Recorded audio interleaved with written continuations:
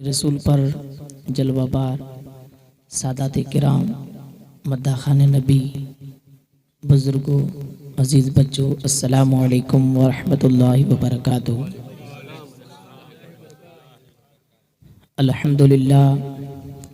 الحمدللہ رب العالمین والعاقبۃ للمتقین والصلاة والسلام علیک یا رسول اللہ وعلى آلہ واصحابہ اجمعین اما بعد فاعوذ باللہ من الشیطان الرجیم بسم اللہ الرحمن الرحیم الا ان اولیاء اللہ لا خوف علیہم ولا هم يحزنون صدق اللہ مولانا العظیم وبلغنا رسول النبی الامین المتین الکریم وَنَحْنُ عَلَى ذَلِكَ لَمِنَ الشَّاهِدِينَ وَشَاكِرِينَ وَذَاكِرِينَ وَالْحَمْدُ لِلَّهِ رَبِّ الْعَالَمِينَ۔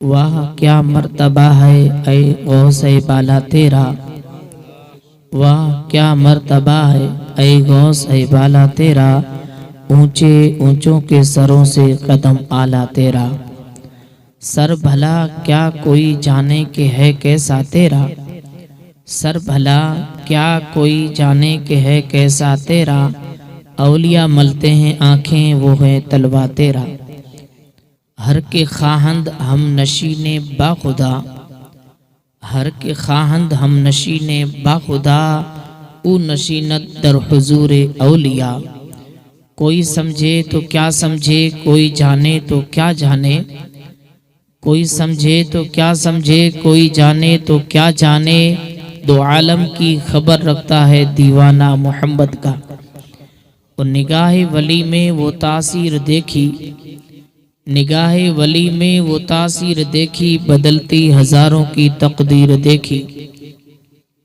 محبان ملت، مجھ سے پہلے آپ مداحان نبی سے نعت نبی صلی اللہ تعالی علیہ وسلم سماعت فرما رہے تھے، دل یہ چاہتا تھا مزید یہ گنگناتے رہیں اور ہم سامعین اسے سنتے رہیں، لیکن کہ وقت کو مد نظر رکھتے ہوئے مجھے سونپا ہے تو میں بھی لمبی چوڑی نہیں بلکہ مختصر ٹائم کے اندر حاضری دینے کی میں نے بھی کوشش کی ہے۔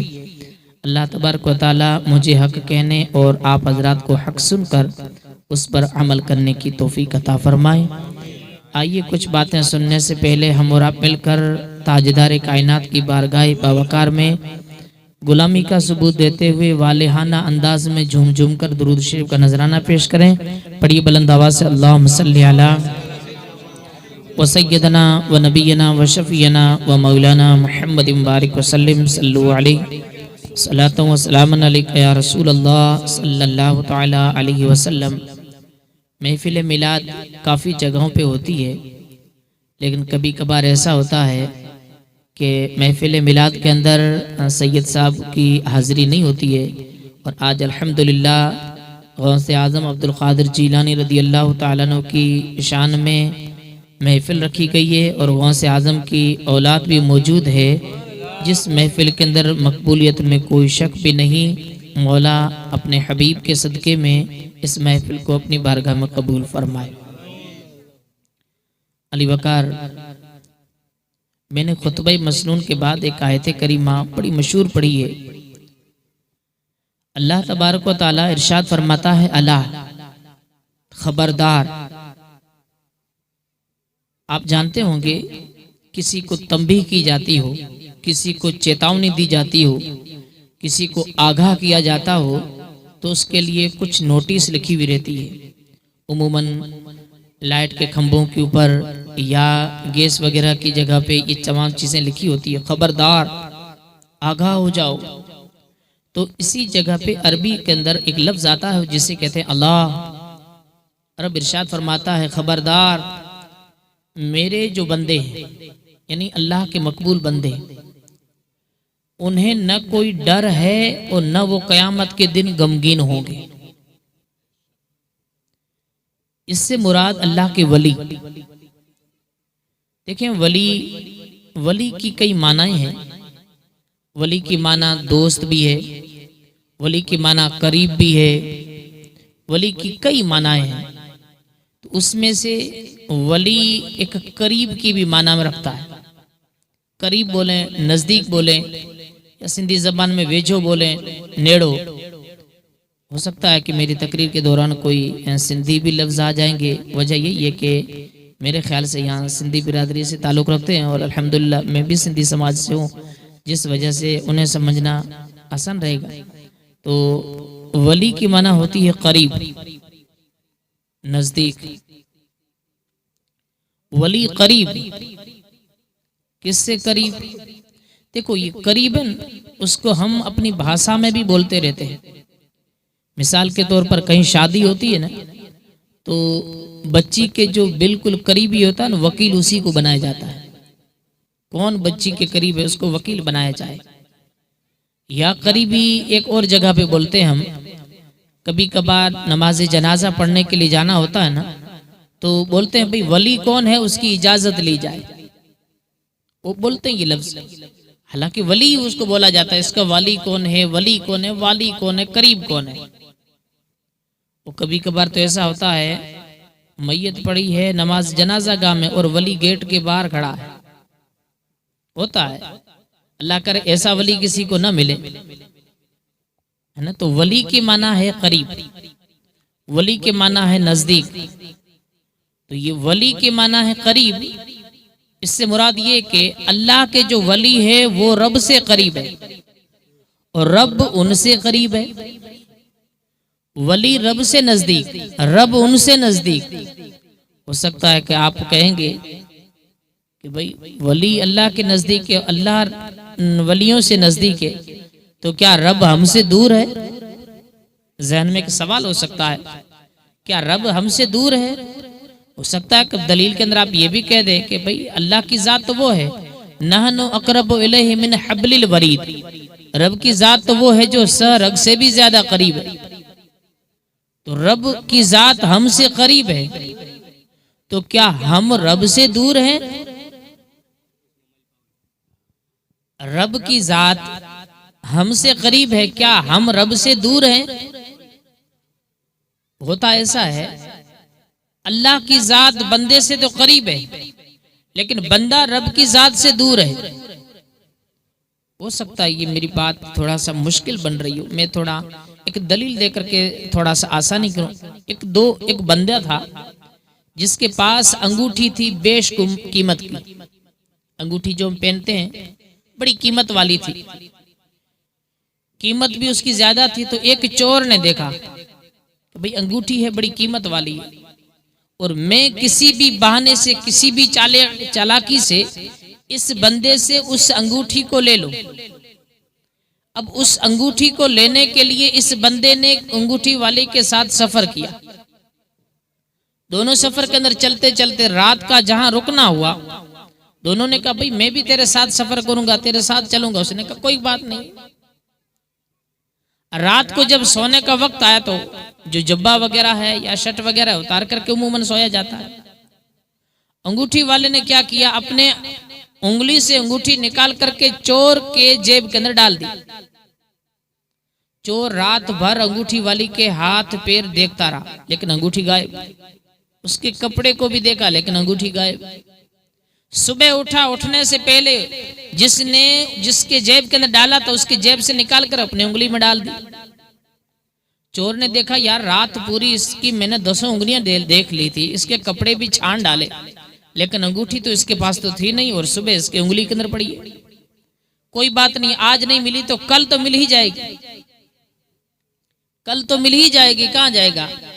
اسی کی طرح چالاکی کرتے ہوئے سونے سے پہلے کسی بھی ذریعے سے اسی کی جیب کے اندر ڈال دی، اور یہ رات بھر چھانتا رہا، رات بھر تلاش کرتا رہا، پر کسی کو اس کو انگوٹھی ملی ہی نہیں۔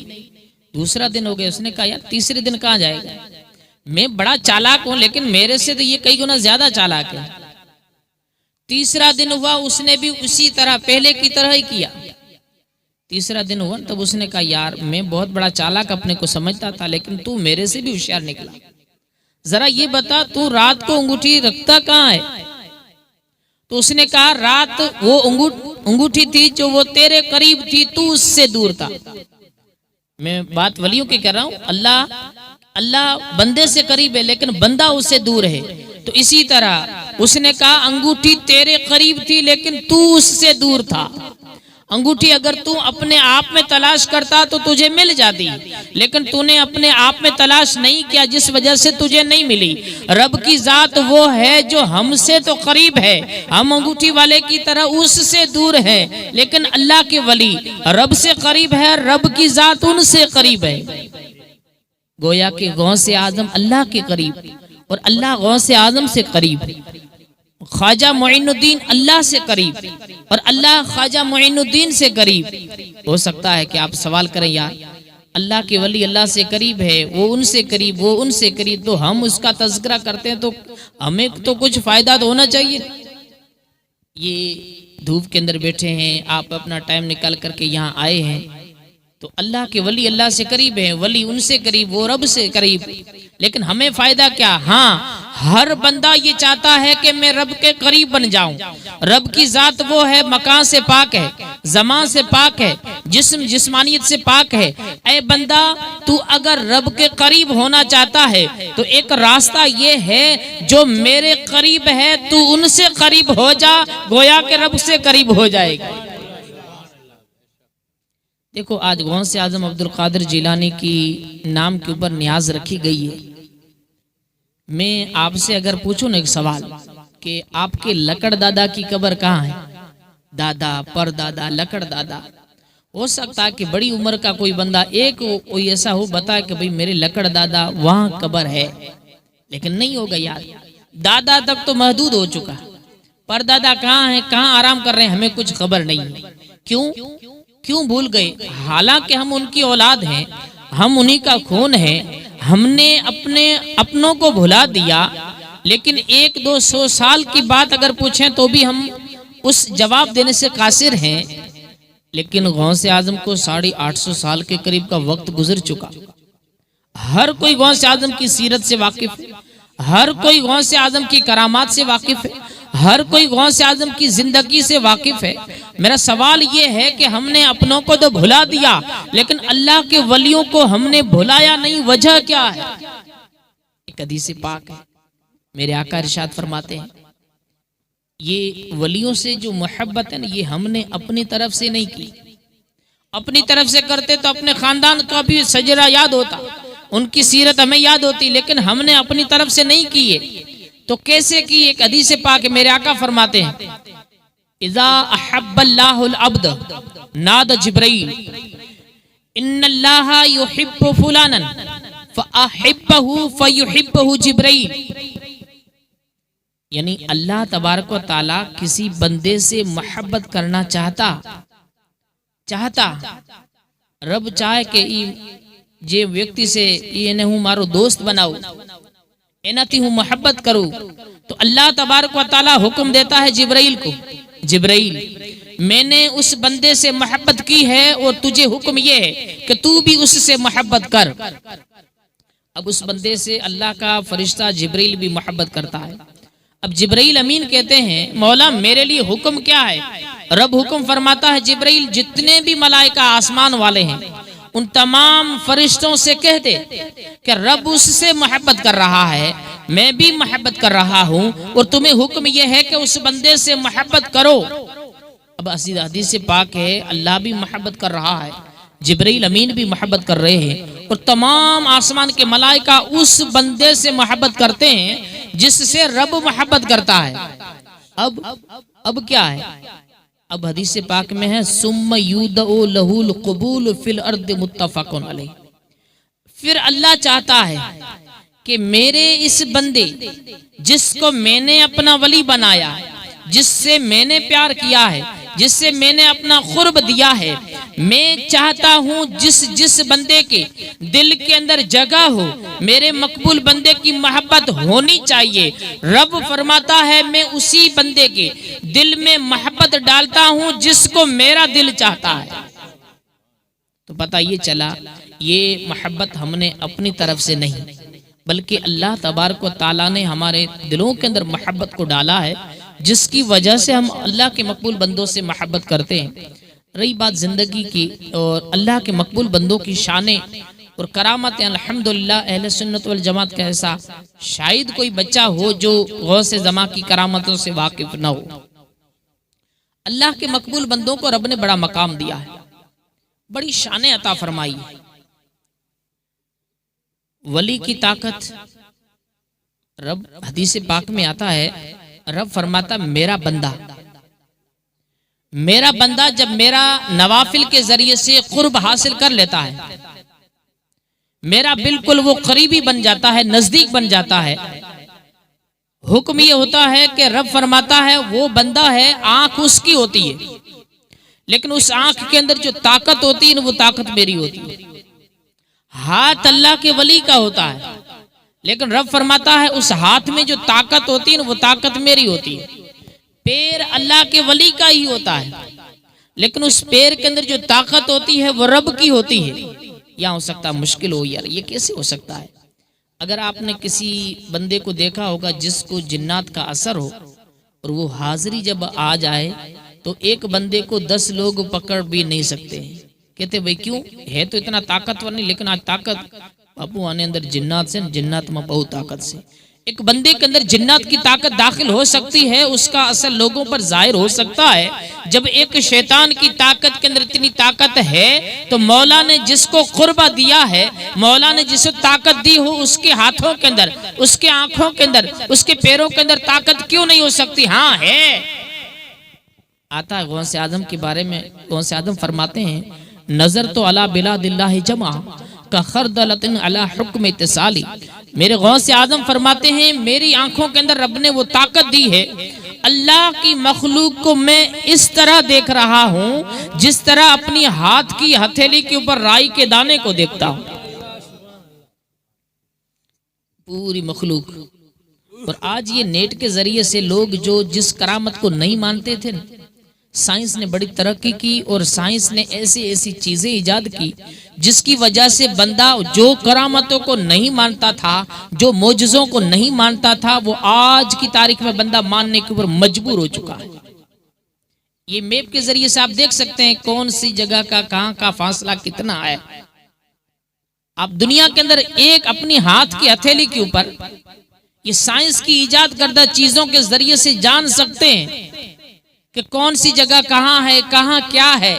جب ایک بندے نے یہ ثابت کر دیا کہ دور کی چیزوں کو، بہت وسیع عریض چوڑی پھیلی ہوئی چیزوں کو ہم ہتھیلی کے اوپر دیکھ سکتے ہیں، یہ آج سائنس نے ابھی اس کو مانا ہے، میرے غوث نے 800 سال پہلے ہی بتا دیا ہے۔ یہ اللہ کے مقبول بندوں کے اندر طاقت۔ کئی ایسے معجزے لوگ ماننے کے لیے تیار نہیں ہوتے تھے۔ اللہ کے نبی حضرت سلیمان کا جو تخت ہوتا تھا وہ ہوا میں اڑتا تھا۔ آپ نے یہ واقعہ بار بار سنا ہوا ہے۔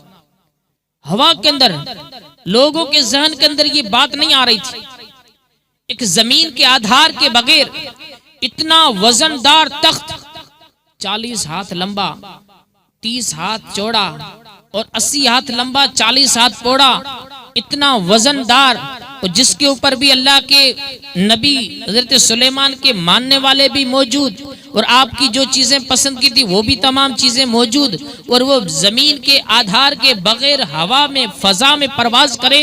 یہ لوگوں نے ماننے سے کہا آج تھوڑا سا وزن ہوتا ہے ٹائر پہلے ڈالنے پڑتے ہیں، آج اتنا سا وزندار وہ تخت ہوا میں اڑے، انسان کا دل و دماغ اسے قبول نہیں کرتا تھا، لیکن اللہ نے انسانوں کو عقل دی، ذہن دیا، نئی نئی چیزیں ایجاد کی۔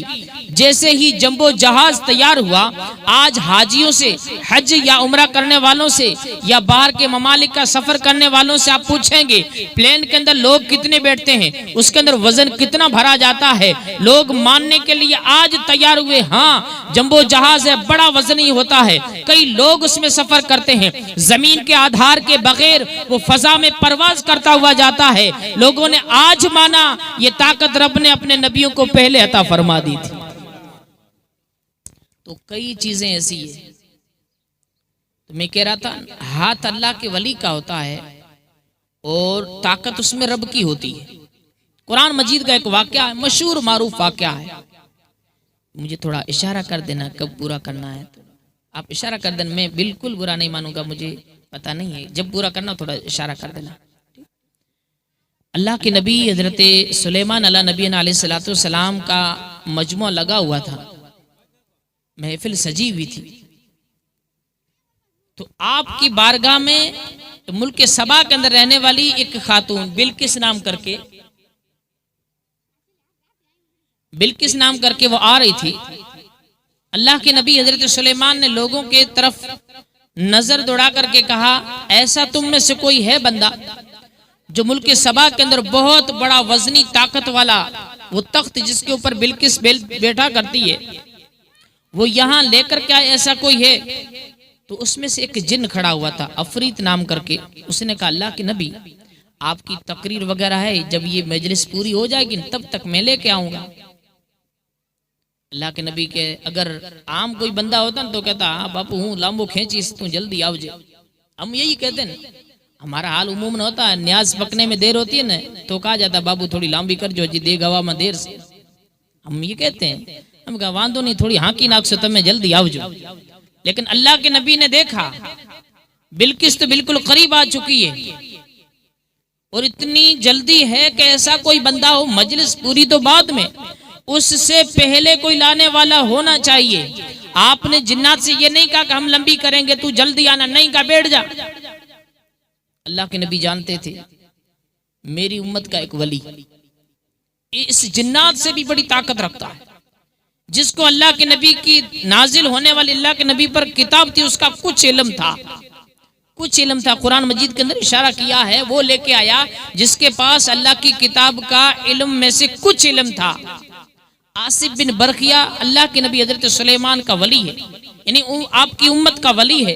اس نے کہا اللہ کے نبی آپ کا اگر حکم ہو تو میں آنکھ جھپکنے سے پہلے، آنکھ جھپکتی ہے پتہ نہیں چلتا ہے، سیکنڈ کا بھی ہم حساب نہیں لگا سکتا، آنکھ جھپکی پتہ ہی نہیں چلتا ہے، لیکن قرآن کا واقعہ ہے، اس واقعہ کا کوئی بندہ انکار بھی کر دے وہ دار اسلام سے نکل جائے گا۔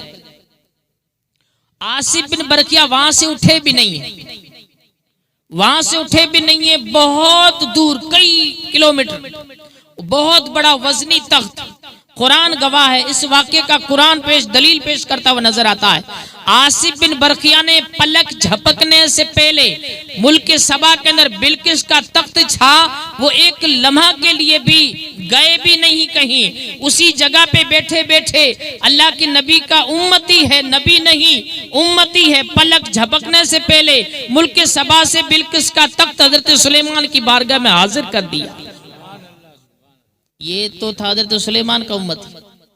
آؤ غوث اعظم کی کرامت، مصطفیٰ کی امتی کو بھی دیکھ، وہ نبی کی نبی، اب یہ آپ اندازہ لگا سکتے ہیں، کوئی یوں بھی کہہ دے یا نبی بس طاقت نتی نیٹلے مدد مانگی کہ کوئی ہوئے تو لے نہ آوے، نہیں، جب ان کے غلاموں کا حال یہ ہے تو آقا کا حال ہی سمجھ میں آ جائے گا۔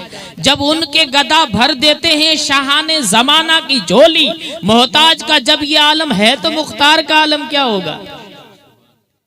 تو اسی طرح وہیں بیٹھے بیٹھے بلقیس کا تخت آصف بن برقیہ جب لا سکتا ہے، غوث اعظم عبد القادر جیلانی کی بھی کئی کرامتیں ہیں، آپ اسی جگہ پہ بیٹھے بیٹھے ایک دو نہیں 12 برس کی ڈوبی ہوئی کشتی کو منزل پر پہنچایا ہے۔ یہ رب نے طاقت دی۔ ہندوستان کے کئی ایسے اللہ کے ولی ہیں، اثر اپنے وطن میں پڑی ہے، مغرب جا کے مدینے میں پڑی ہے، ہاتھ یہ بھی ہے ہاتھ وہ بھی ہے، آنکھ یہ بھی ہے آنکھ وہ بھی ہے، قدم یہ بھی ہے قدم وہ بھی ہے، بظاہر دیکھنے میں اللہ کا ولی اور عام انسان بظاہر دیکھنے میں ایک طرح، لیکن ایک کے اندر طاقت اتنی ہے کہ کوئی اندازہ نہیں لگا سکتا، ایک کے اندر اتنی طاقت نہیں ہے تو وجہ کیا ہے؟ یہ طاقت آئی کہاں سے ہے؟ یہ طاقت اللہ تبارک و تعالیٰ نے عطا فرمائی، عشق کی وجہ سے اللہ کے مقبول بندوں نے مقام حاصل کیا ہے، رب کا قرب حاصل کرنے کے لیے انہوں نے جد و جہدیں محنتیں مشقتیں اٹھائی ہے۔ غوث اعظم کی ہم تو آسانی کے ساتھ نیاز کھا لیتے ہیں، لیکن غوث اعظم کی زندگی پڑھیں آپ۔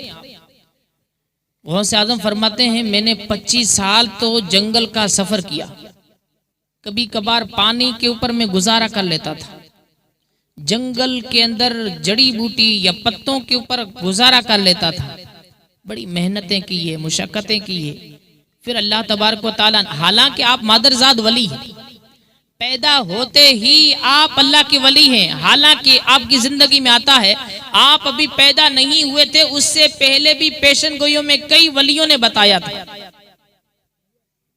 غوث اعظم عبد القادر جیلانی رضی اللہ تعالیٰ عنہ مادرزاد ولی ہے، پھر بھی اور آپ کی پیدائش جب ہوئی تھی نا، عموماً ان عمر کے اندر عورتوں کو بچے پیدا نہیں ہوتے۔